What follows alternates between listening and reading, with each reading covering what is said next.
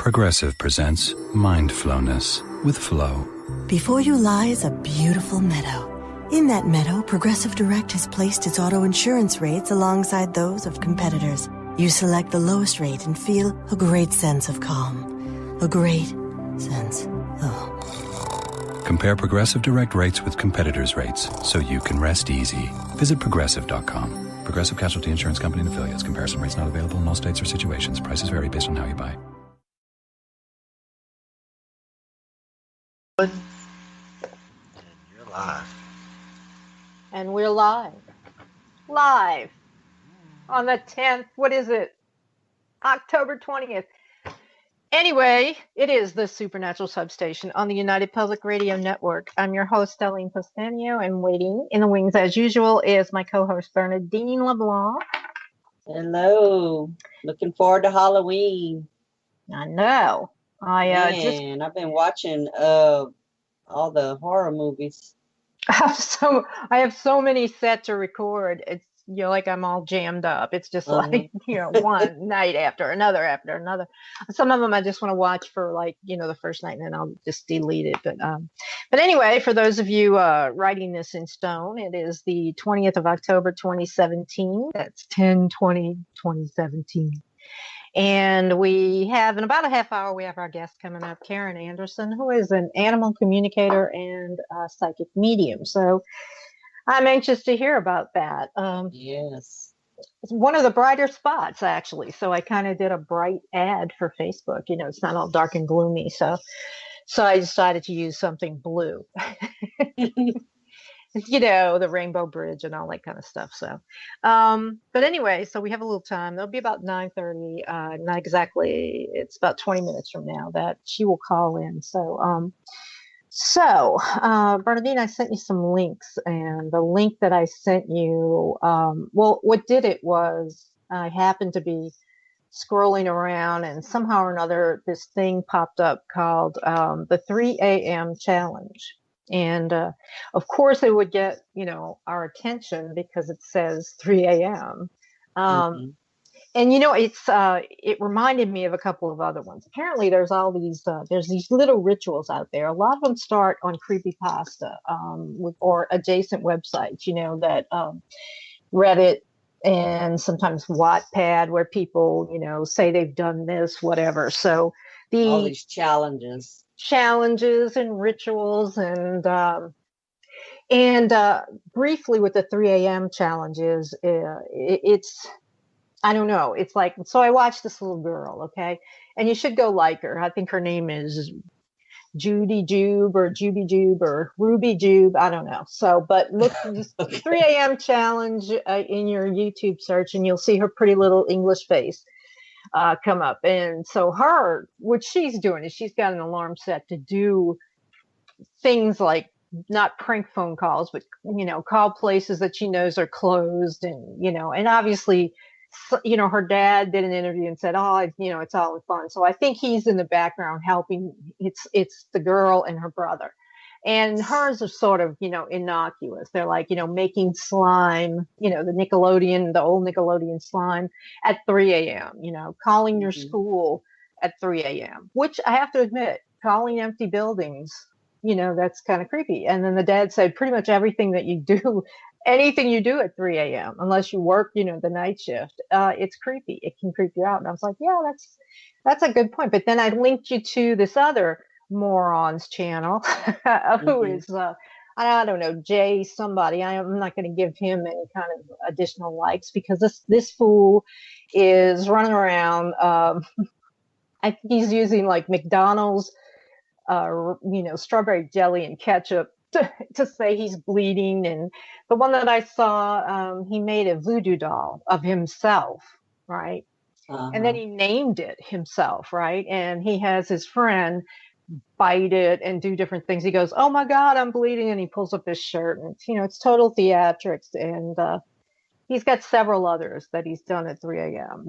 Evidently he's never read a magical book or an occult book or my book or heard us at 3 a.m. because it isn't it isn't that I'm going to come down like some old curmudgeon on it, but seriously, you don't want to create some kind of a fetish or a puppet, or a so-called voodoo doll, and then give it your own name and do stuff to it. I mean, Yeah. seriously. And he even kind of, I don't know whether there was a ray of light that came through on him, or he just kind of thought about it for a minute, because he was going to get rid of it by burning it.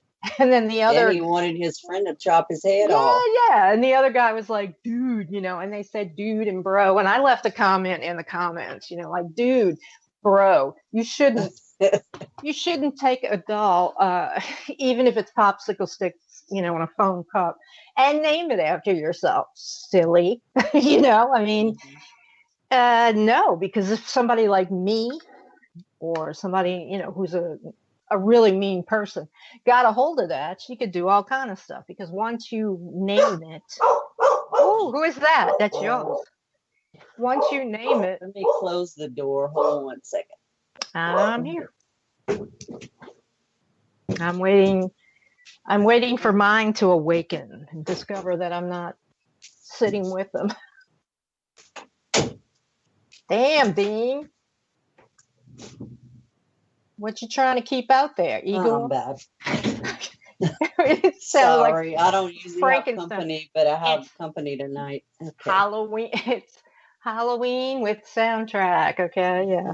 It's like, the Frankenstein door. So anyway, there's morons and there's people taking, it lightly, which kind of, I mean, it is, until they begin to do things like use the Ouija board at 3 a.m., or go in a cemetery at 3 a.m. And you can find those things on YouTube. But it made me remember another ritual or another challenge, and it's called the elevator ritual. And I pulled it up on a site called Oculus.com. And I think it just is like a clearinghouse for, all sorts of things. But the elevator ritual, the page that I have up has like a rating on it, like you see for video games and stuff like that. And it has teen written next to it. Like, this is for teens to do. And I don't know if we haven't done a show on it, you and I, but I did a show on the case of Elisa Lam, the Asian girl who disappeared, and the video of her freaking out in the elevator and everything is just like, it's seminal now, and everybody knows the haunted Cecil Hotel was where it happened. They found her in the water tower on the top floor. Well, there are people that look at that footage of her in the elevator, and she presses a bunch of buttons, and then she looks out and she's getting in and out of the elevator and all kinds of stuff. Somebody had said that that she was doing, they speculated, and they couldn't get like a close up enough to see what what buttons she was actually pushing. I don't know if that's true. I mean, I have my other feelings about that. I know every piece of footage you can see something is in the elevator with her. And that hotel is on Skid Row in Los Angeles, and there were murderers and serial killers that stayed there over a period of time. But I thought about it, I said, yeah, it does look like that, but then it looks like she's just kind of like, pressing a couple of floors. The interesting thing is that it never closes until it closes. It closes after she's out of it, and then it works correctly. It never goes up. It doesn't do anything. Anyway, so the elevator ritual, which I think originated on Creepypasta, originally, that's kind of what I read. And it started as a story, which Slender Man also did. So the basic thing is you get in an elevator and you do this, this number sequence, and you go, it will take you into another dimension. Why anybody would want to do it, I don't know. So I'm going to read how you do it and what you need to do it. And it says how to go to another world by using an elevator. Needed a building with 10 floors or more and an elevator, right? No, really, it's called the elevator ritual. Okay, so the first thing you do is enter the elevator alone. While in the elevator, go to the floors in the following order. 4th floor, so you're pressing the buttons for 4th floor, 2nd floor, 6th floor, back to 2nd. I guess you press that when you get to some other floor. 10th floor, and end with the 5th floor. Now, this is different from another one that I read because it's supposed to be the 10th floor that you end with. Anyway, so in this version, it says on the 5th floor, press the first floor button. If the elevator goes up, you made it, whatever that means. If you see a woman, do not talk to her. When the elevator goes past the 9th floor, it is a sign that the ritual is complete. The other world should only have one person in it, you. No one knows what happens after you arrive there. Be careful of the woman. Well, this little line, be careful of the woman, is amplified in some other, additions of it. Apparently, when this woman gets on, either at the 5th floor or the 10th floor, depending on, whatever floor that you're reading about, but on one floor, the woman gets on. You're not supposed to make eye contact with her. She might try to start up a conversation. You're not to interact with her at all. They don't say why, other than I would say, I suspect they think she's going to take you to some dimension you don't want to go to. There are people who had actual experiences, with it, and they're on the internet relating what they had, what had happened. And the whole thing is this woman is like some kind of gatekeeper or something. You're not supposed to interact with her in any way. And I think I have the same one pulled up here. I'm looking for that particular story. And people are saying, I did the elevator ritual and I think something followed me home. Let's see, it's on Reddit. I think something followed me home. I haven't slept properly in 3 days. The feedback on, there's the other one, the hooded man ritual. There's another hooded man. I mean, seriously, you could keep going on and on and on to real experiences and, people saying this happened to them and all that. So what do you think, Dean? You think Well, I started reading the elevator ritual, and Mhm. I don't think it would work for me because I got lost with the numbers. I would have to have a list of what to do, when to do it, how to do it, and GPS, correct. I can't even drive straight. So it has to be for teens. That's the only ones that could probably focus on how to go to what floor when. The woman would say, please get this woman off the elevator. She's scaring me. I mean, it's, yes. Yeah, those of you who don't know, Bernadine is somewhat GPS challenged, I would say. But you're getting better at it. But you're right. I mean, I think there's two things I would do. I would be the same way. Like, am I doing this right? And it involves numbers and don't ask me to do any kind of math. Okay. I mean, I would think that somebody's taking a cheat sheet.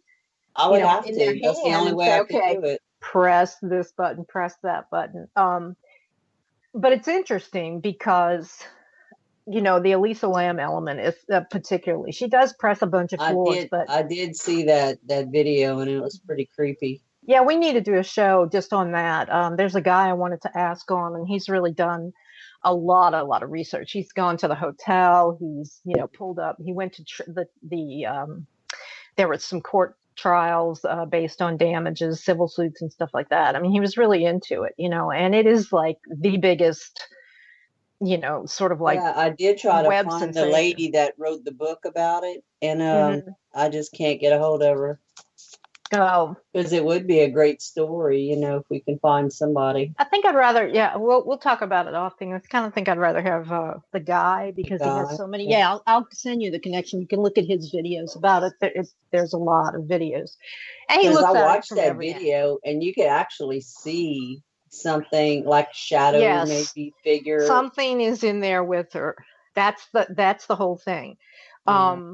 And so now we're shifting, I guess, to Elisa Lam. But the whole thing of it, I guess, what we're wanting to talk. We can finish with Elisa, but how many times how many times are you going to do stuff on a dare, or you see it on the internet and just go and do it and keep doing it, and guess what happens? Eventually, this stuff works, right? You're creating. If there is no such thing, if you keep trying, you're going to get it right one of these days. You're going to hit the whatever floor, and that's what's going to happen because it's in your mind.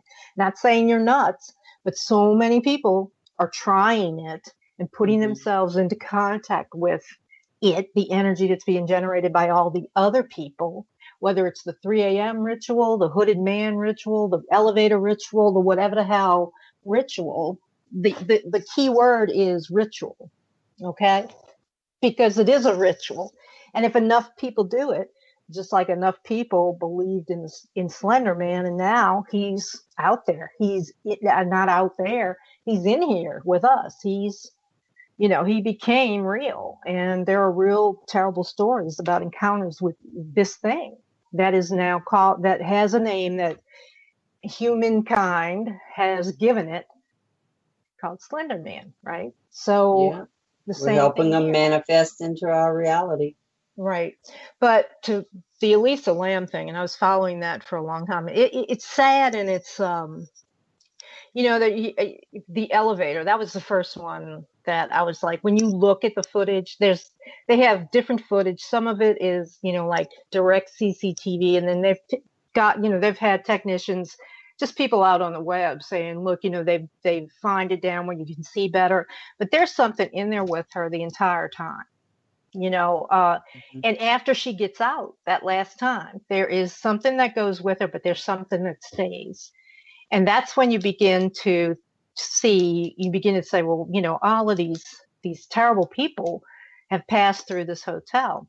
And if you go with looking into, the guy's name is John Lordan, Lordan, and he does Lordan Arts. That's his channel on YouTube. But he found out a little bit more information about what happened, what she was doing the day of. Elisa Lam was diagnosed with bipolar disorder, definitely. She may have had schizophrenia. She's Canadian. She was Canadian, a Chinese family, maybe an immigrant family, and she was gonna take a trip down to San Diego and then LA and then San Francisco and then go back. And she did it by herself, which is like the first yellow flag. It's like, okay, her family knows that she's mentally ill. Her family knows that they have to kind of keep on her to take her medicine and stuff like that. And this because she's got online journals that are still out there that you can find, right? So would you let your kid go? Hey, I'm going on a trip. That's the first thing. It's like, God, this thing, we really need to devote just a recap night to doing this whole story. But that's the first thing that has nothing to do with the supernatural. It's like she's mentally ill. She needs to make sure she takes her medication, and you're going to let her go take a trip up and down the coast of California? I don't think, why would you do that? So that's the first thing. It kind of put her in the place where she was. And if she was off her medicine, etc. Well, part of the Cecil Hotel is, they have rooms that they'll rent out as hostels, HOSTEL, where you can have a bunch of students traveling and they share it, or, it's at a hostel rate, meaning that, it's cheaper, it's more affordable for people that are trekking, doing what she was doing, or, hitchhiking or whatever, And she originally was in a room with three of these kids, or her age. To me, I'm 2 days now. I'm 10 days older than dirt. I don't know, but to me, they're all kids, and they reported that they called down to the desk and said that she was freaking out so bad that they were scared to have her in the room. So they moved her to a different room, and the different room is where she was staying when apparently everything went south, And the reason I'm saying all this is because and I know, and everybody in the paranormal, quote unquote, field should know that people with mental conditions, people in mental distress, fluctuations of their medicines that they should be on, suggestible people, depressed people, these are what are preyed upon by entities like the residual energy of Richard Ramirez. Okay, he called himself a Satanist, and he was what was he? I can't think of it now because I'm 50, whatever plus. But Richard Ramirez was a serial killer, and the Hillside Murderers, I'm not sure, or the Hillside Murders. He stayed there. Another serial killer that was German stayed there. But think about, also the bums and the people that are what's going on in there, in that hotel. So here you can have an open, just an open channel to these people. And if you look at the video, it's also been doctored as well. It's sad. She's hiding from something and interacting with something outside the elevator that we can't see. And it's the only footage that they have of her, or that particular event. Like, shouldn't they have other cameras? You know what I mean? Yeah. I mean, it's like, did they have a hallway camera? That's what I'm saying. I asked, I sent a message to John Lorden, and I think you were Bexy that, yeah, they should have, right? But it's, it's too late now. I mean, usually if they have, it's an old hotel, if they haven't, and they didn't revamp it till after she died, then they probably have good security now. But if they were using like antiquated CCTV, they just record over the videos. If nothing happens, it just automatically records and records and records. So you have like a day or a certain number of hours, and then it goes back, and then it records again. So that would be completely corrupted. No way, to find out. But I'm like, she went up to the 14th floor, and there was a staircase. I think it's the 14th. I'm not sure. And she went out onto the roof through a door that should have rang when it opened. And they should have had security cameras on that. I mean, real world stuff, right? Yeah. Nobody heard it ring. You remember when we were in the hotel room and we were waiting for I think it was Mike Barra and them to call us about Johnny Thunder, right? Mm-hmm. When we were doing the death room, and the phone never rang. Something like somebody called the alarm that should have gone off at the reception desk downstairs to say somebody went out this door that has roof access. It didn't ring. Nobody saw her. And she turns up dead. She turns up. How did she climb the water tank, right? That they had. There's 3 of them. They are 8 feet wide across and something like 10 feet deep. And wasn't it gated, like a fence around it? It wasn't a fence, but a locked door. No, it was like up on a. Well, that was the door. So that's the first failure in the real world. Is that let's just say starting there. Nobody knew that she opened the door and went out on the roof. But there was another way to get there too. You could have climbed up a fire escape. But there was no way. There was just a skinny little ladder. And even if she could get up there, because these tanks are like lifted off the ground by like another 6 feet of cement and I guess equipment underneath them, she had to get up there, get to the top, lift up a door, like a little hatch door that weighed some ridiculous, like 20, whatever, or I don't even know, some really heavy door that was designed to keep the top of that cistern shut so that they wouldn't get water into it. She would have had to take off all her clothes and go in there. So you think a mentally ill person can go in, do stuff like that. I mean, they have some people who are, crazy, I guess, or on certain medications. They have strength, the strength of 10 people sometimes.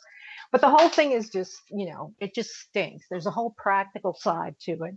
And there's a whole supernatural side, and people don't necessarily want to look at the supernatural side. But hey, that's the only side I see, because this, that is just too bizarre.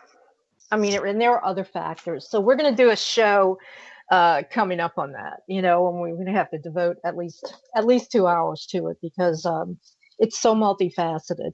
And if we can get John Lorden, that would be great too.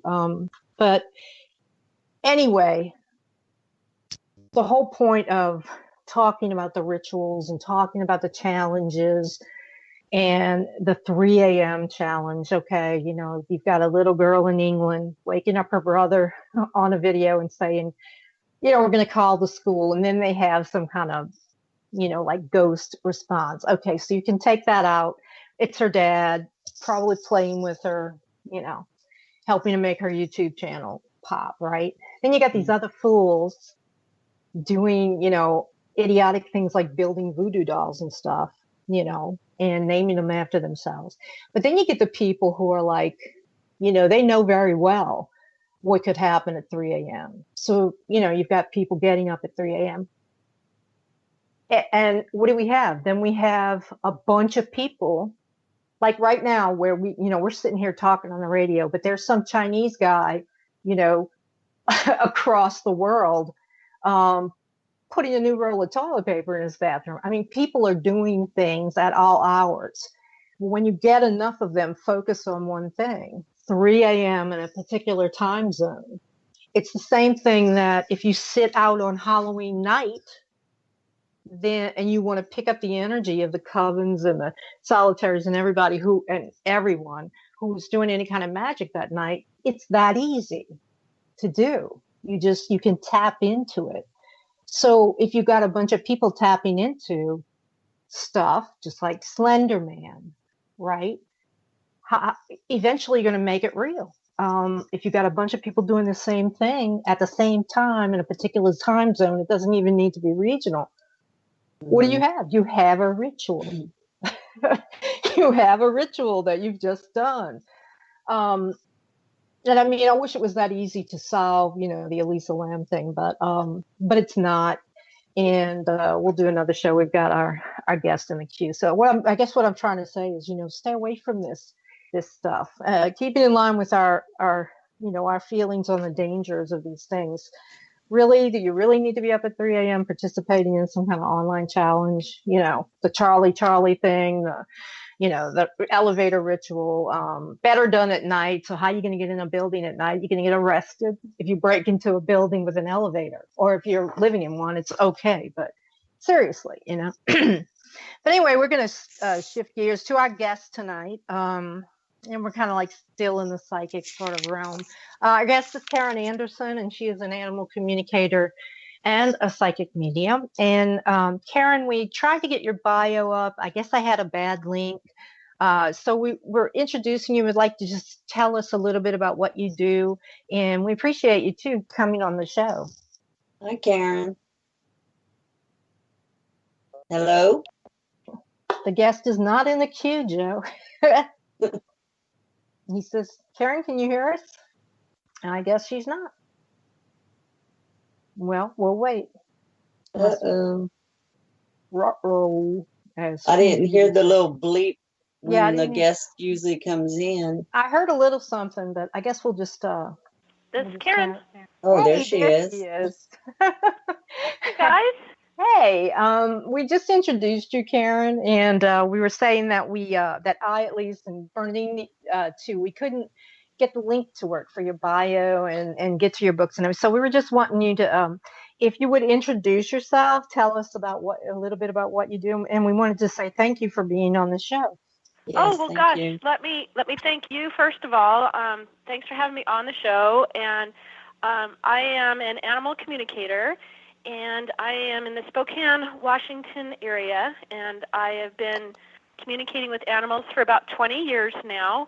And prior to that, I was a police officer in Colorado, and that's where all of my psychic abilities started kicking in, actually, was when I was a cop. And I actually started to discover that while I was on the scene of a crime, that the animals, the resident animals that were there, could tell me things about what happened.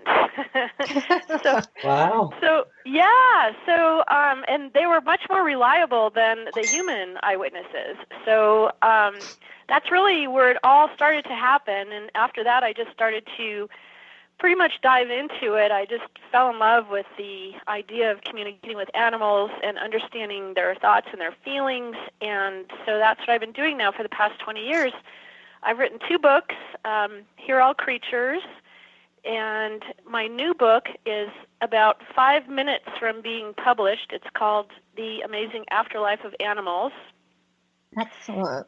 Yeah, and I'm so excited. And the second book is all about animals in the afterlife, obviously, and how they stay connected to us, even after years and years and years, and the amazing and incredible messages that they tell me during our sessions. So these are from actual sessions that I've had with my clients over the years.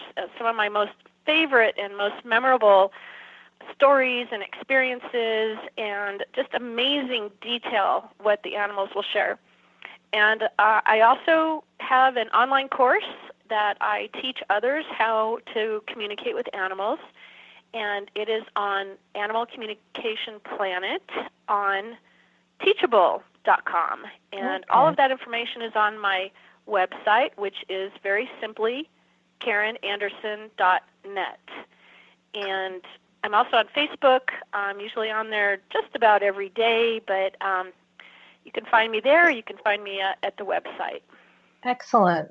Yeah, we'll repeat that at the end of the show. I'm going to go first with a question. You know how when a pet dies and, you hear the Rainbow Bridge thing and, and we even tell ourselves or we tell each other, it's okay, they're with whoever, the family on the other side or whatever, and then I read something that actually made sense, because someone else was asking about what happens, like when animals are tortured and treated, whatever, and then the ones that are pets. And it was suggested that, that their soul goes back to join an animal soul. In other words, like an overarching supernal, like a part of the creator that is the animal keeper or gatekeeper, whatever you want to say. It's like where they go. And I know that the spirit of the animal is different than that animating soul. So have they told you like, yeah, we're really over here. We have all the bones we want, or we have all of the milk for cats, and they're with it sounds simplified, but apparently they go someplace, right? Sure. Let me tell you how it works for me. And these are just based on my experiences and what the animals have told me over the years, because I am also a medium, so I can connect with departed human loved ones. So what's really interesting and fascinating to me is I started out communicating with animals, and then the humans started coming through, and I realized that they would come through together, like in a big soul group. So I've learned that we each have a family soul group, and it doesn't have to be blood relative like mother, father, brother, sister. It can be coworker, next door neighbor, third grade teacher, anybody that you have had an experience with in your life can come through. God. Oh yes, my God. Right? I know. I'm going to be a hermit from now on. They can come through during a session, but I will say most of the time it is your closest loved ones and your animals. So they come together. When I open up to do a session, they come through together. So I'll see moms and dads and grandmas and grandpas with your departed pets, and they hang out together when they want to in this soul group, and then they can go off and do other things if they want, including they can merge with a collective consciousness, if you will. And that's a very rejuvenating, that's like when you and I go to the spa and we have a spa day and we get all rejuvenated and we feel like, oh my gosh, I'm so relaxed and I feel so energized. And that's what going into a group consciousness is like for the animals. And I'm speaking about the animals first.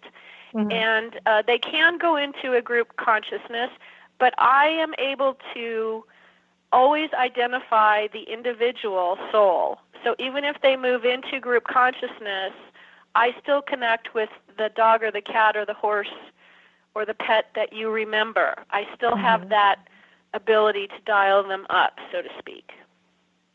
That's interesting. And that's good to know. I mean, but, and I've said like the closer I get to it, for me, the kickoff, it's like, I'm just like, oh, wait, does this really happen? But, as you were talking, I have some regrets about pets, some things I should have done or, I acted too quickly about. So, do they show forgiveness? Do they, and then I'll hand it over to Bernadine after you answer, but do they, I mean, it's like, are they going to see me coming in and bite me or something? It's like, You did that, and I'm going to be, attacked. No, those are the human spirits that do that, not the animal spirits. Mm-hmm. No, I'm just of course joking. That in my experience, I have found that animals are the most forgiving souls in our lifetimes. They rarely mention anything negative. In fact, they always like to talk about something positive or something good or happy.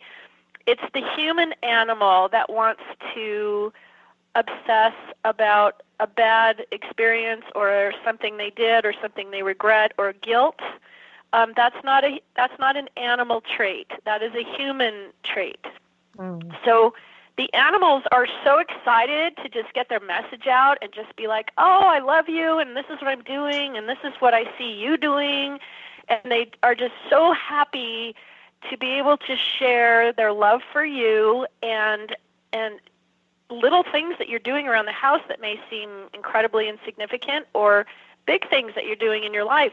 They tell me everything that's going on. Oh, no. Another oh no. Well, not everything. Not everything. George Carlin had a joke, right? And I think it was something like if animals could talk or something. And he said, just stop and think, everything you do in front of your animals. It's like, oh my God. Oh yes. In fact, I always say that think of all the compromising positions that our animals have put us in, right? Exactly. Okay, well, fortunately, they don't share that with me, and I don't want to see that, so it never comes through. You have a veil of privacy around you, so to speak. So, the private stuff stays private. And I will tell you a funny story, though. The most risque thing that I have ever been told, and I've been doing this for a long time, of course, came from a cat. Leave it to a cat, right? Yeah. This cat blurted out to me, my mom has a pink bra. And I thought, oh my God. So fortunately, it was a client. Color. They knew the color. Fortunately, I knew this client really well, and it was a deceased cat that told me this. The cat had been gone for several years. And so I said to my client, I just got to tell you what I'm hearing. She's telling me that you got a pink bra. And she's like, oh my God, I just bought a pink bra. I can't believe you're telling me this. I didn't see the bra on her. I didn't see that. She just said, Mom has a pink bra. So that's like the most risque thing I've ever heard. That's the way of them saying, yeah, I'm here, basically. Exactly. Like, I know what's going on. Yeah. Exactly. Right, go ahead, Dean. I'm going to sit over here and let this sink in. Yeah. I wanted to know if, how when people are in hospice and they see their loved ones coming for them right before they pass, do animals have loved ones that are there to help them cross over when it's their time? Is it humans or animals that come to them? You guys have really great questions. I love this. And let me just say that in all of my experience, even with shelter animals and stray animals and animals that you would deem as not having somebody to greet them on the other side, I have never experienced anything but the animal being greeted by someone, either a loved one, human or animal, or an angel, or a spirit guide, or even there's so many animal lovers on the other side that they may not know the pet, they may not know the animal, but they love animals, so they're there to welcome them. So nobody crosses over by themselves. Alone. Nobody. Well, that's good. That's good to know. Yeah, because I have a grandmother that would see spirits, and she'd communicate with spirits all the time. And she would say, people would have their animals with them sometime. And I'm in the paranormal field. I'm an investigator. I have a team. And I have EVPs, which is electronic voice phenomenon, voice recordings of pets, deceased pets, like a cat meow or a dog barking, and there's no animals in the house. Oh, I love it. Video of a cat running under a table, and there's no animals in the house, but the cat passed recently, and they kept hearing the cat. So do some get caught earthbound? Do they get stuck here, or do they have free will like we do to make a choice to stay or go? You know, I have yet to find an animal that says, I'm stuck here. I don't want to be here. I'm stuck here. Quite the contrary. They come and go through portals. They're just on the superhighway, just like the spirit energies are. They can come and go. They're usually in their favorite places. I have so many clients that tell me, God, I could have sworn I felt my dog or cat walk across my bed, and when I looked, there was nothing there, or I felt someone at my feet, or I felt them brush up against me. They are around us almost all the time. They do go off and do other things. They have little tasks that they go and do, or they go visit, or they go play, or they go help others. So they're not 100% of the time with us. But most of the time, if you think about your departed pet, it'll draw them near you like a moth to the flame. The more you think about them, the more you think about your memories and how much you love them. It's like a magnet, and it draws their energy in. And, you know, they can be in more than one place at a time on the other side. They're not bound by physical limitations. So they don't have to be 100% with you. They can be doing several other things at the same time. That their energy is very flexible in that respect. So most of the time they are around us or in their favorite places or doing their favorite things. And it is very rare for an animal to show me any kind of distress of where they are on the other side. It's quite the opposite. They're usually happy, doing whatever they love to do. They're with family and loved ones and other pets, and they only have happy messages for me. But remember, too, I deal with energies of the light. So I don't deal in dark energies or negative energies, and animals are always of the light. So I'm strictly in that realm. I don't go into the darker realms. Well, that's good to know. And it's good to know that they're not dragged in there too, and held there. Because, it's my opinion that, humans don't belong in this system. We don't belong in this reality. That's just how I feel. And, it seems to me that the animals do. All animals, and grass, trees, the whole thing, but we're like the odd men out. So that kind of confirms that they can be in different places at the same time, that they can be occupied doing things because it's everywhere, and Right. They're a part of it. But I wanted to go back to when you discovered that you had this gift, and I mean, wasn't it weird that how do you know you weren't? It's like I'm hearing voices. Oh my goodness, I would be like, because I know I'm not. But did they say, "Hey, we're the animals, and we want to tell you what happened here"? Or I mean, it must have come as a surprise to you, to be able to do that. It was very surprising, but I have to back up a little bit here. I could do this as a child. So as a very young child, my earliest memory, I could talk to my childhood pets. Now, I forgot about it as I grew up, and it kind of fell on the back burner.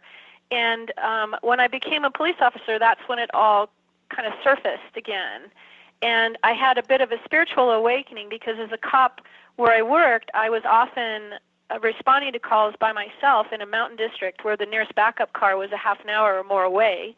And so I would have to go into a scene and figure out within seconds what was going on, who was lying, who was telling the truth, who was going to hurt me.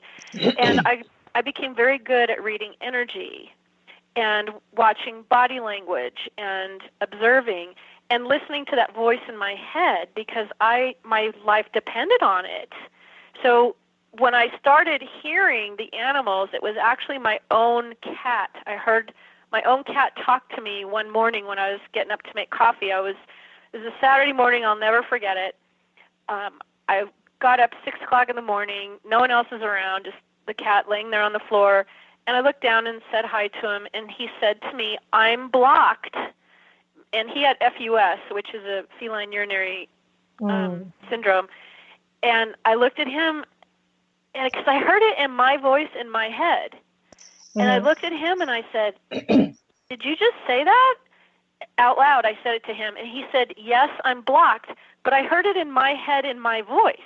So it totally freaked me out. I was like, "Oh my God, I'm losing my mind." It did, and I'm looking around the house like, who said that? Who said that? And so I thought, oh my God, I can't believe I just heard it. Well, he had been having health issues, so I called the vet and I said, "Can I bring him down?" They said, yes. Sure enough, he was blocked. Now, the vet at the time said to me, "Well, how did you know?" And I was too chicken to say, "Well, my cat told me, of course." Yeah, it's a good call right there. Yeah. But, that was when it all started to snowball, and I realized at that time, wow, if I can get information from my pets, what can other animals tell me? And sure enough, they would talk. They would tell me what happened. They would tell me who was the victim or who was the aggressor if I went to like a domestic violence call. They would show me what happened. They could show me a mini movie in my mind of what happened. I mean, of course, this was all, I kept it all secret because what am I going to put in my police report? Well, I interviewed the cat, and the cat said that, you can't do that. And the dog confirmed it, right? Right, right. So I just didn't tell anyone that my confidential informants had 4 legs and a tail. Yeah. Yeah, your multiple sources told you. Yeah, multiple sources. It was really kind of mind-boggling to me. It was very exciting at the same time because I really didn't know what I was doing back then. I was just kind of shooting from the hip going, wow, this is kind of crazy. I didn't tell anyone. I mean, can you imagine you tell people, oh, well, I went to the scene of this crime and this dog told me, they're going to lock me up and say, lady, you're crazy. Dr. Doolittle stuff. Yeah, right. Really. So I didn't tell anybody. I kept a lot of it to myself, and I just was working with my own pets and trying to develop a closer bond with my own animals, and it blossomed from there, and it just kind of took off, and I realized I could talk to all the animals, and then here I am today, and it's it's still fascinating to me. I live it every day. It's my life every day, but I'm still blown away by what they tell me. And the accuracy and the details of what animals I don't know, what they will tell me and how much they know about us and how connected to us they still are. Even, like I said, years and years can go by, and they're still right with us seeing what's going on. So I'm continually amazed by it. Hang on a second. It's mine that just showed up at my door. I'm trying to close the door. Oh, Lord. Okay, go ahead, Dean. I know you got some questions. When you were a police officer and say you went into a Hispanic home, did the animals speak a different language? Oh, great question. Okay. We have good questions. You do. You guys are really on it. I love this. Okay, where I lived, it was all, there weren't any other languages being spoken. It was in a very, very remote mountain community, and I didn't have that happen, but I will tell you, one of the first sessions I had when I became a professional animal communicator, and I'm going back now to like the year 2000, 1999, 2000, so this is a long time ago, I had a client contact me from Japan, and she sent me an email that said, I have a lost cat, can you help me? And I didn't know if I was going to be able to understand the cat because I don't speak Japanese. So I told her, I'll try. Well, there's a translation process that takes place because I have developed a very close working relationship with my spirit guides, and I believe that they're doing the translating for me because all the information came through to me in English. Wow. I was able to determine where the cat was, and they found her, so she got home safe and sound. But that was like uncharted waters for me. I had no idea if I was going to be able to do that or not. So here's what happens. The messages come through to me in my frame of reference using my symbols and in a language I understand. So for instance, I even worked with a racehorse that was in Germany, a very, very prized horse, like worth hundreds of thousands of dollars. And this horse had only been in Germany, had only been raised by German trainers, only knew German language, so on and so forth. I had no problem communicating with them. It's fascinating to me that can happen, but it does. I often wonder that. I see people on TV, or just, I wonder that. It's like, okay, I tell my dog, go do this, go look out the window or whatever it can do, because she's really smart. She's a Doberman. But I realize, there's Spanish people speaking to them in Spanish. Polish people have pets, Germans, Eskimos. I mean, all, it's like, and they understand, everyone. They understand their masters in another language. You know what I mean? It's like, I don't know. I guess, it's like, oh, no, they're kind of like it. But then if you give them sort of the same kind of command or something, like if you were to take a pet that only knew Spanish, it would begin to understand English. I don't know. I've always fascinated. Like if there was a German Shepherd coming to attack me that only knew German, it'd be like, what are you, Achtung or something, and he might stop. I mean, it's just always fascinated me that all these animals know these other languages too. You know what I mean? Well, they do, because we all know that our pets understand words that we say. They do understand some vocabulary and words. Like, I had a client one time where her little dog came through and said, I thought the little dog said, my mom and dad smell to me. Like they smell bad. And I thought, uh-oh, how do I tell them this? And so I went back to the little dog in my mind, and I said, did you say your mom and dad smell to you?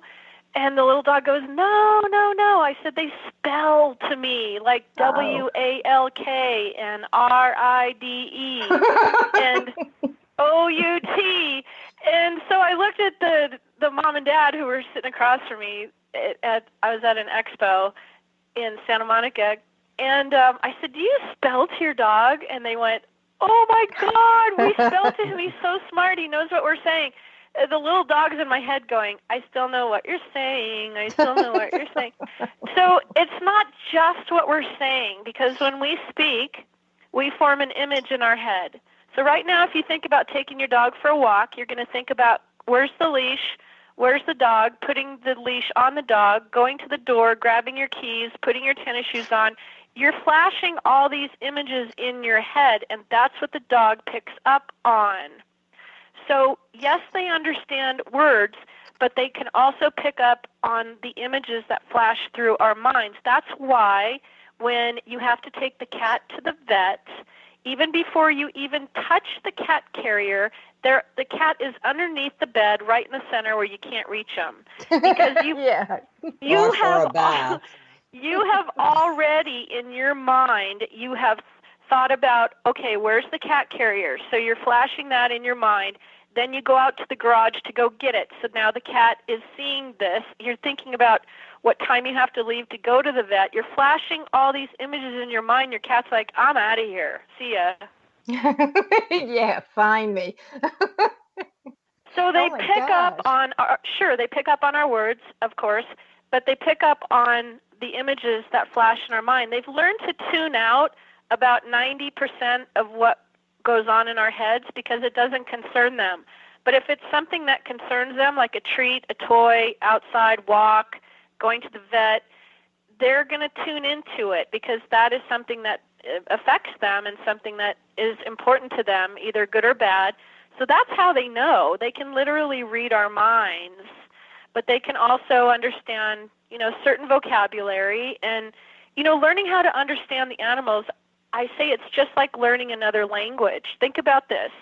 If the three of us were just plucked out of our homes and dropped into a foreign country, we'll say Russia just for the heck of it. I don't know Russian. You guys probably don't know Russian. We would get there and we would not know a single word. We would have to look up every single word, and it would be a very slow and monotonous process. But over time, we would begin to remember what certain words were, and it would pop into our minds a lot faster, and the translation process would speed up. And over time, we would eventually pick up enough that we could have simple conversations. Learning how to communicate with animals is the same way. It's just learning how to understand their language, because it is a language, but it's just that our brain sees it as an unknown, so it tries to block it, because our brains want to put everything into a category and say, okay, that's work-related, that's personal-related, that's, my kids or my spouse or, whatever. The brain wants to categorize everything into these neat little sections. And when a message comes in from an animal, our brain goes, I don't know what you are, go away. And it blocks it. It sends it away. So I teach people how to retrain the brain to allow that message to come in. And then once the messages start coming in, I teach my students how to identify that message and how to translate it, because it's all based on the clairs, clairvoyance, claircognizance, clairsentience, clairalience. It's all based on how we receive information. Call it psychic information, call it intuitive information, call it whatever you want, but that's what it's all based on. And then when we have a conversation with an animal, that is based on telepathy. And telepathy has been around for eons. Ancient civilizations relied on telepathy. The Aborigines have relied on telepathy for centuries. So I'm not doing anything new. It's been around for a long, long time. Isn't that how we communicate on the other side? Absolutely. It's just like in our dreams. We don't talk in our dreams. We just know things in our dreams. We know who people are. We just sense. We know. We're using all of our telepathic abilities in our dreams, and that is exactly how it is on the other side. Wow. Go on, Dean. Is that how our pets know when we're sick or sad? Yes, absolutely. Our animals are, I say they're our little barometers. And this is an interesting thing. If a new client contacts me and says, I'm having this behavioral problem with my animal, a cat or dog, whatever it is, here's the interesting thing. The animals that are usually having an issue, I can almost always trace it back to the human. Now, the human may be having some other kind of stress, like maybe job-related or relationship-related or health-related, but the animal is their barometer, and it's almost always misbehaving or not behaving the way they want them to because of something that's going on with the human. So that's how in tune they are to us. They react when we're healthy, when we're sick, when we're troubled, when we're stressed. Stress, you guys, biggest reason why our pets misbehave is our stress. That's the number one reason why pets misbehave. Well, that makes sense, because this Doberman that we have is like, duh. Yeah, I mean, and she stresses us out. It's like, right. she and does then it's not a big circle. understand. Right, it is. And it's like, she doesn't understand. No, don't do that. No, this. Okay. No. Let me jump in on the nose. Okay. So, we're brought up in society to say, no, don't do this. Like, no, don't bite me. No, don't bark. No, don't, Okay. So in the animal world, no is kind of it shouldn't be used. Here's what we need to do to send a clear message to our pets. Think in terms of what you want, not what you don't want. So if you don't want your dog to bite you, you have to picture that mouth only being used for eating. And if you want your dog to stay calm and relaxed, you have to picture your dog staying calm and relaxed. So here's what we tend to do. Oh gosh, I hope my dog doesn't go crazy and jump all over me when I get home. Well, that's exactly what they're going to do. So if you say it out loud, what you want, then your animal can pick up on what clearly you want from them. They get so many mixed messages from us. That's why they're just like all over the place and misbehave, because it's like, I don't know what you want from me. One minute you're yelling at me no, the next minute you're showing me to jump all over. Think clearly. Think clearly about We're what the you ones that are confused. Yeah, that's asking way too much of me. No, I was picturing in my mind while you were talking. You know how they have an image with a circle around it and a line through it. That's kind of like London, no, or just no, don't do that. Or I'm saying not the sofa, not this. This dog. I have cats too, and they're in their own world. They're nuts, but this dog. I mean, if you leave her alone, she'll take a chair apart. She's chewed on the chair, the new sofa, the this and she thinks it's wonderful. I was like, do you have a brain in there? And yeah, well, so you're saying we have to picture her muzzled? I don't know, not chewing. No, don't picture a muzzle. So that's why I'm saying, yeah, I want to picture the chair with a line through it. Like, see that? Okay. What you have to do, especially if they're like being destructive, is you have to go to the root of the problem there. And I'll tell you, this is a lot of what I do. I resolve behavior problems all the time. The root of the problem is you have an animal in your house and you're expecting it to make a human decision. That's not going to happen. An animal is going to make an animal decision. And if you allow animal to make decision, you're not going to like decision that animal makes. So human must make all decisions. So take away the decision making from the animal, and you will have a much happier pet. There's so many things that we do that encourages bad behavior. We show affection at the wrong times. We say their name at the wrong times. Sometimes our pets don't care if they get a negative response from us. They just want our attention, regardless if it's negative or positive. So you have to come into a situation, first of all, and say, okay, what am I doing here to perpetuate this problem? And look at it, step out of it and look at it and say, wow, I'm probably getting anxious. I'm stressing out. I'm thinking exactly what I don't want them to do. I'm picturing the worst case scenario all the time. I'm saying their name and showing affection at all the wrong times, and I'm allowing them to make way too many decisions, especially with our dogs. Dogs are meant to be followers. They're not meant to be leaders when they live with us in a household. They should be following us and doing what we want them to do. When we leave it up to dogs to make the decision to do whatever it is they want to do, you're not going to like the decision most of the time. I'm talking in generals right now. There's some dogs that are great and don't have behavioral problems, but I'm talking about the ones that do. So you really have to break it down and look at your situation. First, ask yourself, what am I doing to perpetuate this? And, be honest with yourself.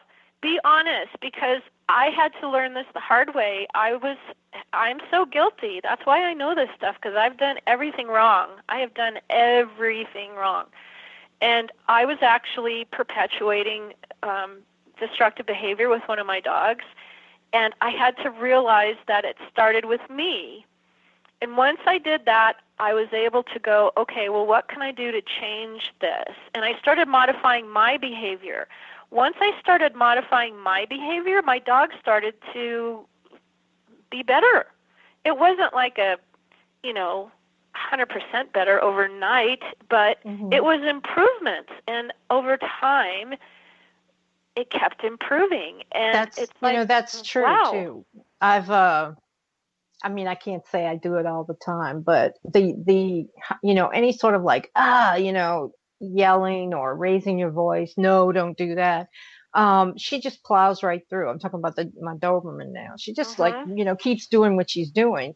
And, I know people say talk to them in a steady voice and all, but it is true when you start, her name's Valkyrie. When she's like, Valkyrie, she's all up. And then, I have to keep saying it like in a lower tone, Valkyrie, like you're talking to a kid who's out of control. In fact, I often compare her to, how you have a toddler and they just go and go and go like the Energizer Bunny until they just collapse. Like you can't get them. That's her behavior. Well, she's not even a year, so it's hard to.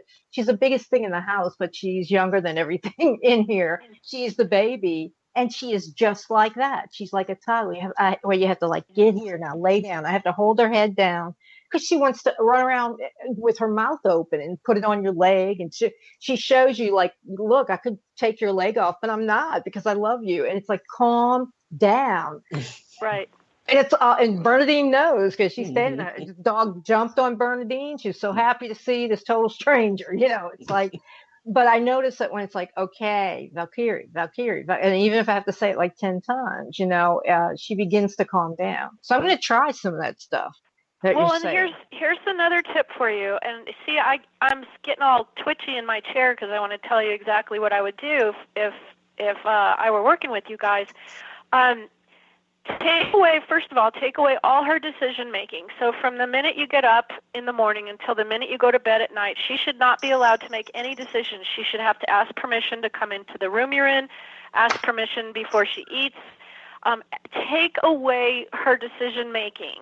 She should be looking to you to see what you want her to do. So what I'm hearing is that you guys are kind of the cleanup crew. So she goes in and she has her little destructive moment, and then here you guys come with a little dustpan after her going, okay, well, we got to clean up because we got this whole mess here. So you have to reverse the role and take control back. And I don't like the word no.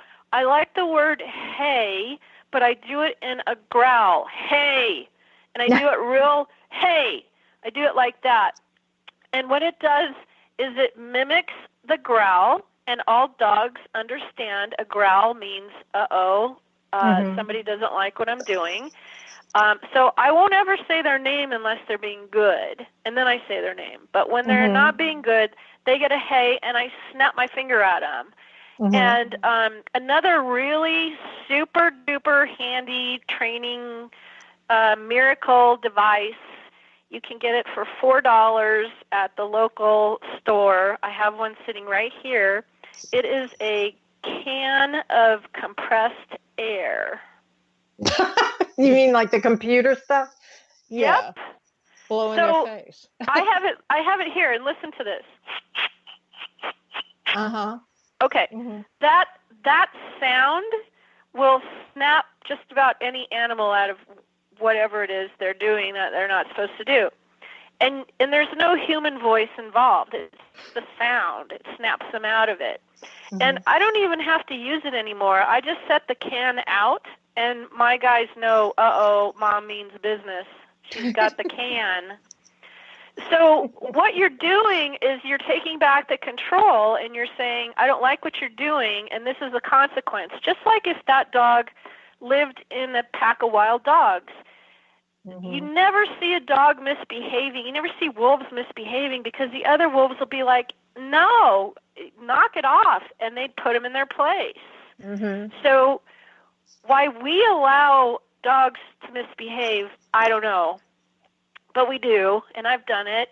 So you just have to take the control back. So you take away their decision-making. You ask more of that dog throughout the day. You can't do this with cats. This doesn't apply because cats break all the rules. But we can do this with dogs.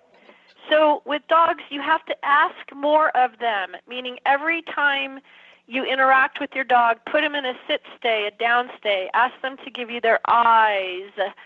Dogs can only do one thing at a time. So if they're paying attention to you, they can't be getting into trouble.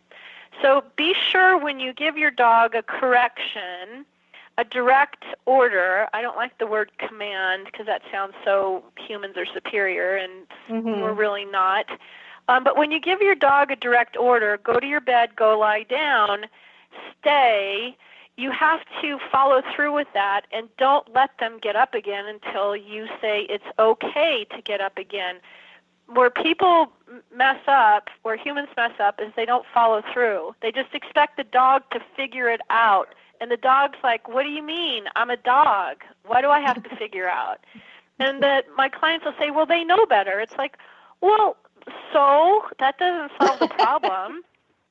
They're still a dog. Of course they know better. they're still a dog. Well, they know better. They know they're not supposed to chew. Dogs chew. Let's face it. That's what they do. Give them something they can chew. Give them something they're allowed to chew. And Karen, yeah. We had to move every container plant out of the backyard to the front yard. We had to dig stuff up and put it in containers. I'm sure. Then she has torn up more in the past since we've got her. She's killed more plants than I think we've ever bought. I mean, it's like, what are you doing now? What are you doing? And tonight, I put a cat litter box right there. Like I was going to, like we do use it sometimes to plant things. So I just put it outside the door. I look and she's got it in the yard. She's doing it in the yard. This plastic obsession. I mean, and I feel your pain. I feel your pain. High strung does not begin to describe this animal. It's right. And you're right. There are some behaviors and certain energy levels that are crazy. And yes, you are absolutely correct. However, you still, as responsible human, you have to drain that energy every day. You have to physically challenge the dog every day and let it do what the dog was either bred to do or intended to do, or mimic that to the best of your ability. The number one complaint that pets have, and they usually don't complain, but the number one problem is they're bored. Oh, okay. I would complain if I was an animal and had a shock collar. I'd bite my owner. Right. I mean, let's face it. Our pets are probably doing exactly what we're allowing them to do. Let's face it.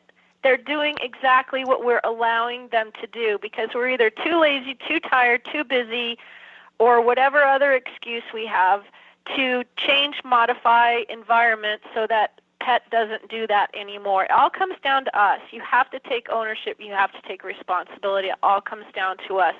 And yes, your situation is unique, and I feel your pain, but you made this decision to bring this creature into your home, and that's what I say. I know we picked her out. We we brought her here, and we're responsible to her. And she's a loving, wonderful. She would lay her life down. I mean, she would stand between us and anything without any training. She's shown that. I mean, I even call her. The one thing she does do that I want is she puts the cats in order. Like they're in a room because she chases them all around. But, it's like when they're doing something in there, like scratching and yowling at the door, it's like, come here, Valkyrie. And we walk up the hall and I open the door. And it's like, okay. And I say to the cats, you want her in here? Are you going to stop with the door? They say no. Right. She'll come in there and all hell will break loose. I mean, she's wagging her tail the whole time, but they think, it's this big idiot dog, she's going to eat us or whatever.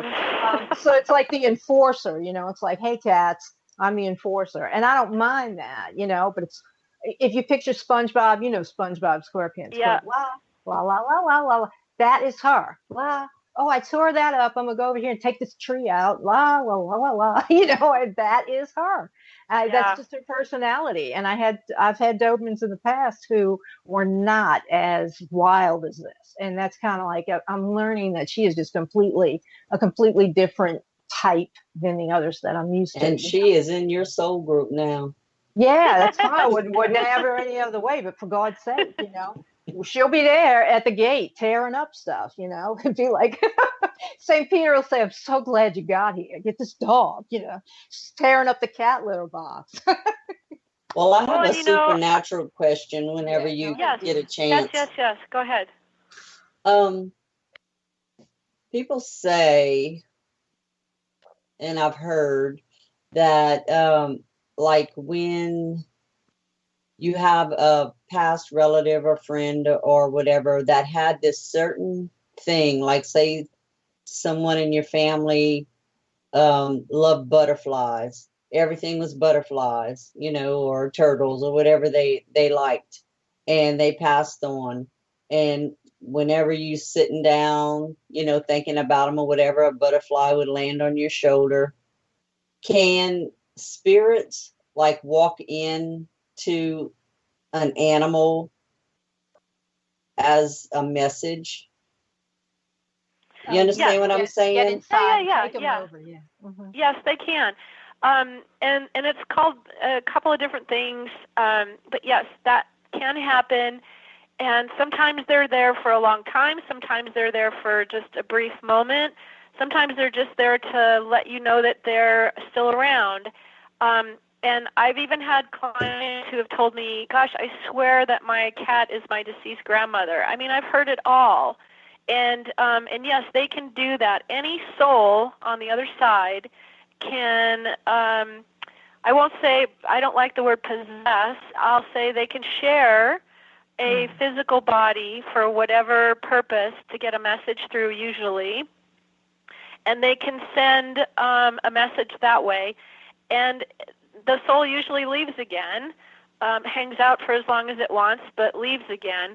But our other pets do that all the time too. They'll come in and visit us through our existing pet. I had a client one time who said, I swear my dog has multiple personality disorder because she acts just like our deceased dog. And when I checked in, it was actually their deceased dog coming in for a visit, and then she'd take off again after a while, and she'd come back in. Karen, that is so true. In fact, I've almost called this dog by the other's names. You know, it's Britta and Princess, and I told my daughter, it's like at some time she's like both of them and herself. You know, but a lot of times I'll see Britta, who was the more outgoing of the pair that I had, and I'll call it. I'll say, I have to stop and think, this dog is not called Britta, this is Valkyrie. Right. But I thoroughly believe that. But I have one thing I want to ask you on that. So if spirits can enter into the body of a pet or, whatever, can evil do that too? Can something evil go, or evil people, that are dead use that? And I'm just going to, again, put the disclaimer out there that I only work with energies of the light. I refuse to work in the darker realms, but I've done paranormal investigations myself, and I'm, very much a part of the paranormal community, and absolutely they can. And that's why you always want to, I always surround myself in a prayer white light and prayer protection, and especially when I'm investigating, I make sure I'm super duper protected before I go into any place or space.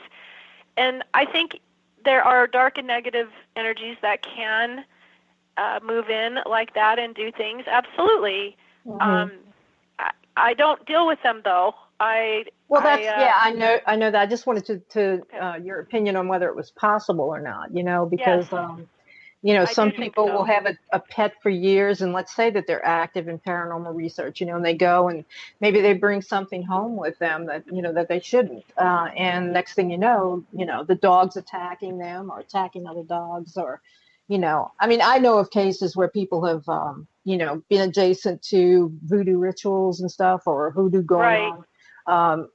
A friend, I'll say it real quick, a girl that I knew was filmed in a video in the cemetery dancing while a two-headed doctor, which is the one that does the left-hand magic, the bad magic, and the good voodoo, was doing a ritual. It was filmed. 2 weeks later, I told her not to do this, okay? 2 weeks later, she had a puppy, and out of nowhere, a pit bull must have been loose in her neighborhood, that out of nowhere it attacked her dog and tore it up right in front of her.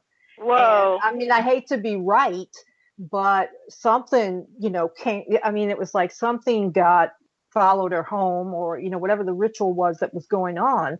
She might, her aura must have absorbed that. But it's like, and I always say voodoo spirits are greedy. They don't want just your offering. They want more and more and more. So it was terrible. I hate to be right on that. And I didn't say, oh, I told you so. I didn't say that. I was just like, observing, like, oh my God, and she's like, she never saw the dog again. And I was like, that's terrible. So, and you see it on TV, Yeah, yeah. What do you call it, And it's really, I'm sure it happens. I've seen some pretty crazy stuff on investigations. I'm on a investigative team where we do resolves. We'll go in and we'll get called to do an investigation at some place where there's unwanted paranormal activity, and we go in there and we help whatever spirits that are there. We help them cross over if they want to cross over. If they don't want to cross over, we help them leave and show them that they need to leave. And so I've seen a lot of things in that work, but that's not, like I said, that's not what I do in my day-to-day sessions, but it's something I do on the side in our resolves. So I see that that kind of behavior, and there's so much out there that we don't know about, and we can't even scratch the surface. And my puny little brain certainly hasn't scratched the surface of what all is out there. But at least you know how to control a dog. Well, I'm gonna try that.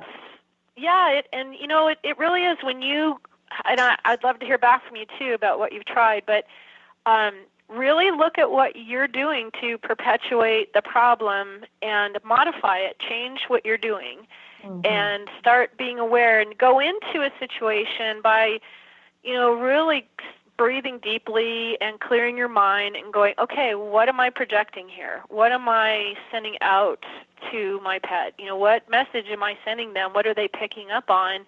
I mean, I've done it before where on the way home, I've been thinking, gosh, I sure hope so-and-so hasn't torn this up or whatever. Yeah. We do that. We sit in our cars and we think about these things, and it's like, man, I got to stop doing that. And when I realized that, when I started thinking in terms of what I wanted and not what I don't want, it's not foolproof. It's not 100%, but it'll really improve a lot if you do, especially when we're going to have to start thinking about what we're going to do before we get home and hope our pet can understand that. Hey, Karen, we're up at the end of our hour. No. Yeah. Sorry. No. We'll have you back again, I promise. Okay. Thank you so much. This has been fun. Well, we need to know again how to find you and get a hold of you if someone needs to contact you. Okay, the best way is my website is KarenAnderson.net. Nothing fancy about it, KarenAnderson.net. And I'm also on Facebook, and you can reach me there. And I've got my 2 books out, my Hear All Creatures, my Amazing Afterlife of Animals, that's going to be published here hopefully this weekend, and my online course, which is Animal Communication Planet, Learn the Language of the Pets You Love. Excellent. Awesome. Well, I will get back with you and have you back on for next year because I'm scheduling for next year. So I'll get in touch with you with that. Definitely. Come back and talk about how your new book is doing and everything. And, Thank you so much, you guys. This has been really fun. It has, definitely. Yes. I appreciate you coming on. So I learned something. I'm going to let you know. Yeah, keep me posted. I'm starting to picture it right now. She's laying down to sleep. You can do it. You can do it. Sleep. Well, thanks for the tips, by the way. Next time we'll talk about the cats, though. Holy cow. Next time cats.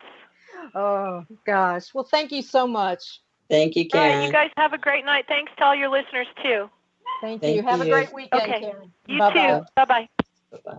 Well, that was like free pet advice. Oh, yeah. Interesting. You, too, can control your pet. We'll see. Anyway, we're going to go to a break right now, and we'll be back on the other side. I guess we'll catch up on that and some Halloween information, etc. So stay tuned. You are listening to the Supernatural Substation on the United Public Radio Network. Ooh, I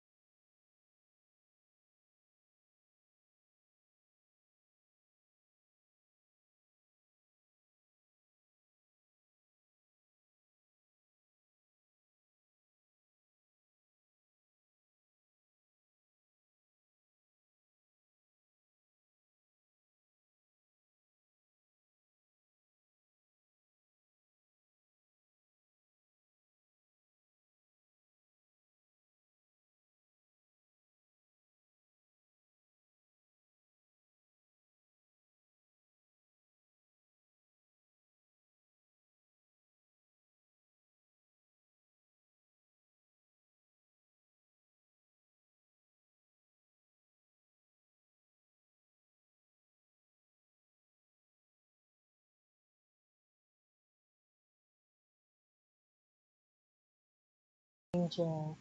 No. Blah. I don't know who to imitate. Morticia? I think so, Morticia's like becoming cliche, especially for women with long black hair like me. Anyway, you're back, and this is the Supernatural Substation with two very impressed pet owners. Mm-hmm. I loved it. I'd like to have a reading or a session with her. This is too much to talk about on the air or anything, but that was really good. I know this dog. My dog understands what I'm saying. It's just sometimes I think she's like blah, la la la la. You know, I hear you, but you know, rainbows, you know, and unicorns, and oh god. Anyway, so did you learn anything, Bernadine? Oh yeah. I'm always telling people, don't call my dog a dog. She's not a dog. She's a Just call people human. dogs. Yeah, Call she's people human. dogs. She's my baby. This is a dog. This dog, she's a dog when she's in the yard tearing up a cat litter container, like you know, the big bucket size. This dog and plastic. You know, I was thinking in another life. You know, what were you in another life? A recycling machine. Oh my Mm. God! Here, give her a can. She'll chew that up. Here, give her. I know I So have yeah. two teeth marks on my hand right now. Well, Yesterday, I was running my, she doesn't like anything noisy, like the vacuum cleaner, but this was the blender. And mm-hmm. I turned it on and she went cuckoo Anyway. and jumped up and bit my hand. And I'm like, oh, no, you didn't. Well, I checked on mine in the break, and they're both in cages. We've got a big giant cage for her to sleep in. I call it a cage, crate, container, whatever. It's like pet condo land. So, but anyway, yeah, we should have her back Yeah, in the new well, year. You know, and talk about her. I'm gonna look into her books and stuff like that. So, I mean, amazingly, dead pets can tell you how to train your own. mm-hmm. You know, dead pets, live pets. But anyway, so we are, as Joe was talking about, we are approaching Halloween weekend. And I know this weekend we had Jonathan Foray on First 30 last week, and it's the Rougarou Fest in Homa, right? Are you going? No, I'm actually going to be being filmed by our local news crew at a haunted radio station nearby. Well, I say Oh, nearby, an hour away. mm-hmm. But we did it in 2012 for them. We had a Halloween special. I remember that. We did the investigation, and then on Halloween, I went to the station and was interviewed live, and we played the EVPs that we had captured. We're going to do the same thing. We're going to spend the night there, but the news crew will be filming us, so you'll see me on Fox 15, probably cool. Halloween night. Excellent. Yeah, remind me, because I can't remember anything. I even missed It's the Great Pumpkin. Charlie Brown. Even though I put a reminder for myself. How about that? Yeah. But well, anyway, but the Rougarou Fest is going on, and it's ROUGAROU Fest. You can look up online. And there's other stuff going on. New Orleans has a big what do you call it? You know, party scene for Halloween, evidently, which we found out one year when we were trying to catch a cab. Yeah. And there's stuff going on. So I was just going to go over some of that. In addition to the Rougarou, next weekend, the 27th through the 29th, is the Voodoo Fest. It's in City Park. It happens every Halloween weekend, and the headliners are the Foo Fighters and the Killers, and it's a whole music experience for millennials and, you know, old hippies and whatever. I'm not going, but I know it's great. There's also the Standby Vampire Lestat Ball. I was going to have Susie Quiroz on here, but I'm going to look it up real quick. So if you're coming to New Orleans, which I don't know whether I would actually recommend that, but if you find yourself in New Orleans and, you know, there's a lot of things for Halloween. You can do the haunted tours. They'll take you to the cemeteries, the locations that you read about, and, you know, take you into the true crime areas, but you don't want to become a true crime area. Stay with your group. Yeah, don't leave. You can't get into the cemetery, St. Louis #1, where Marie Laveau's grave is, without a tour guide, because there's been so much damage and stuff done in there that now you're required to go with a licensed tour guide. But there's a few companies that you can call. I usually refer to French Quarter Phantom, Cindy Richardson. You can tell her that I recommended you. The Voodoo shops, etc. All that can be basically gotten through your tour guide information. Let me see. The Witches Ball. I've just pulled this up. New Orleans Witches Ball. That is. Let me look and see. They tell me everything here but the date. Let's see. Seriously, they have this big thing and they don't have the date like right at the top. Event details. It is on Saturday, October 28th, 8 p.m. to 1 a.m. It is at the Elms Mansion on St. Charles Avenue.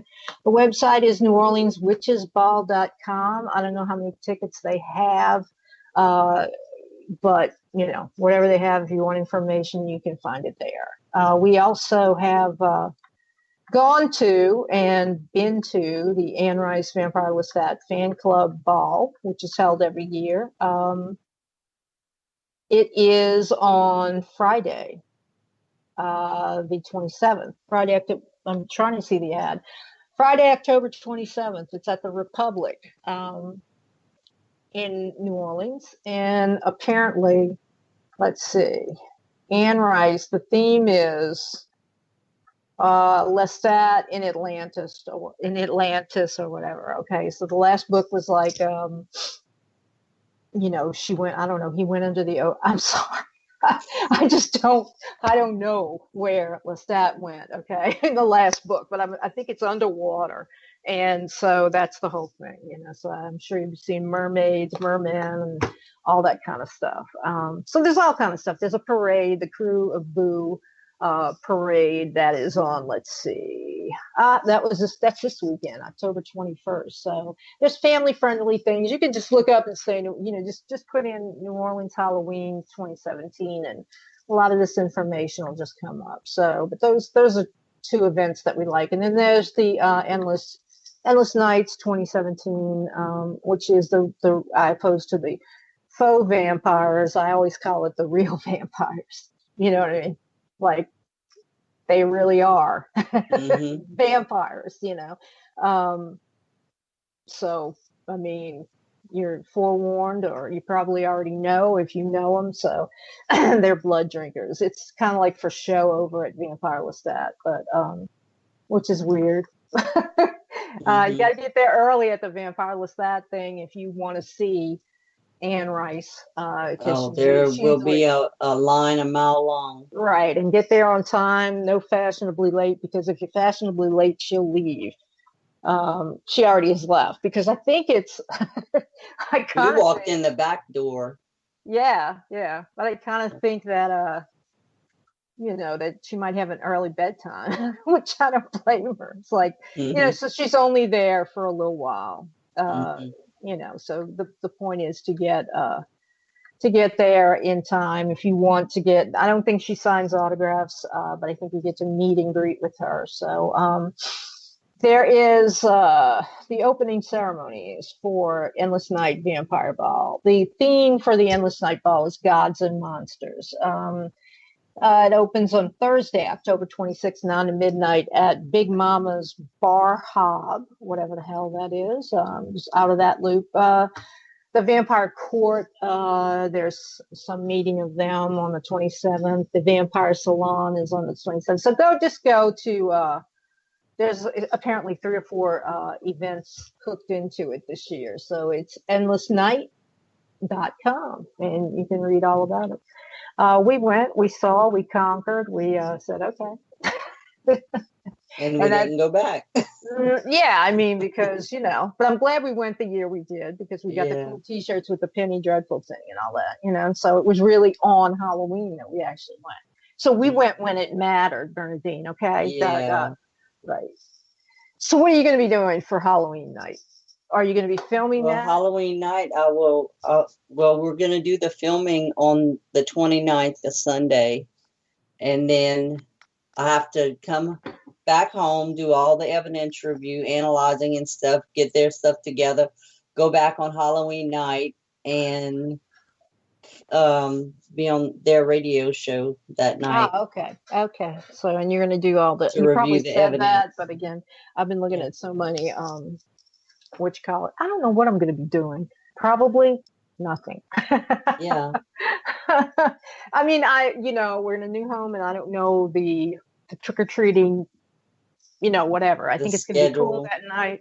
Yeah. So, I mean, I think I'll get some candy and, you're going to get a lot of candy. Your neighborhood's pretty big.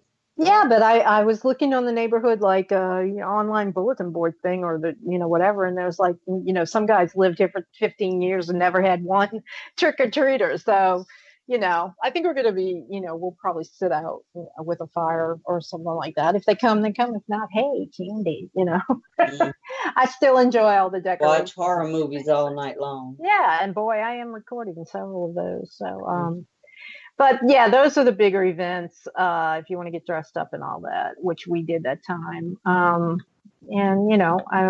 anyway, whatever you do, have a good Halloween. I have been working on, and we won't be here next Friday because we'll have all of that going on.